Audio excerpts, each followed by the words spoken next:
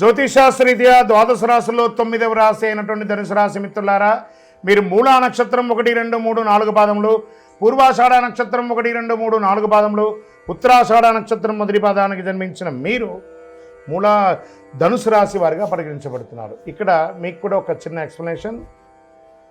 అర్ధాష్టమ శని వచ్చింది, మాకేమో అయిపోతుందని కొన్ని వీడియోస్ చూసి నాకు మెసేజ్ ఇస్తున్నారు. మిగతా రాశులన్నీ మీకు అనుకూలంగా ఉన్నాయి కాబట్టి భయపడాల్సిన అవసరం లేదు. ధనుసు రాశి వారికి మంచి ఫలితాలు వస్తాయి. తృతీయంలో రాహువు, పంచమంలో శుక్రుడు, చతుర్థంలో శని, షష్టమంలో రవి బుధులు, సప్తమంలో గురువు, అష్టమంలో కుజుడు, భాగ్యస్థానంలో కేతువు.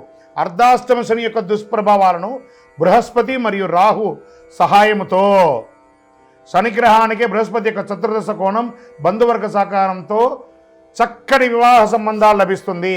వ్యక్తిగత వైవాహిక జీవనంలో కూడా అపార్థాలు తొలగి విందు వినోదాల్లో పాల్గొంటారు.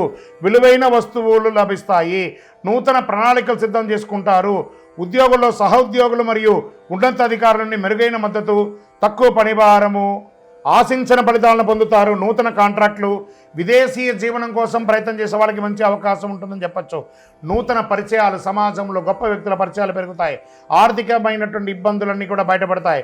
వ్యాపారాన్ని విస్తరింపజేయడానికి expansion of your business, industrial tour కానీ వ్యాపార టూర్ కానీ చేస్తారు. సంతకాలు ఏదైనా పెట్టేటప్పుడు జాగ్రత్తగా చేయండి అని చెప్పారు. ఆర్థిక లావాదేవీల విషయంలో తొందరపడి పెట్టుబడి పెట్టేటప్పుడు ఒకసారికి 4 సార్లు ఆలోచించి పెట్టుబడి పెట్టండి. స్పెక్యులేషన్ ద్వారా ఇబ్బంది పడే అవకాశాలు ఉన్నాయి. స్థిరాస్తులు కొనుగోలు చేసేందుకు ప్లాన్ చేసుకుంటారు. లోన్ పర్మిషన్స్ అవన్నీ వస్తాయి.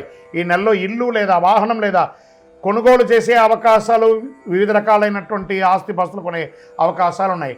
ప్రథమార్థంలో వాహనాలు మరమ్మత్తు, ఇంటి మరమ్మతులు, వాస్తుపరంగా చక్కదిద్దుకోవడం ఇవన్నీ జరిగే అవకాశాలు ఉన్నాయి. ఆస్తులకు సంబంధించిన పత్రాల విషయంలో అత్యంత గోప్యంగా ఉంచండి. మొహమాటం వల్ల నష్టపోతారు. అనవసరపు చర్చలు, వివాదాలకి దూరంగా ఉండడం మంచిది. ఈ మాసాల్లో ప్రయాణాలు లాస్ట్ వీక్ ఆఫ్ జూన్లో కాస్త జాగ్రత్తగా ఉండండి. రక్తము, ఎముకలకు సంబంధించిన ఆరోగ్య సమస్యలు వచ్చే అవకాశాలు ఉన్నాయి. విద్యార్థులకు విజయవంతమైనటువంటి పరీక్షలు, ప్రతి పనిలోనూ విజయం సాధిస్తారు. ఉపాధ్యాయుల నుండి మంచి లబ్ధి పొందుతారు.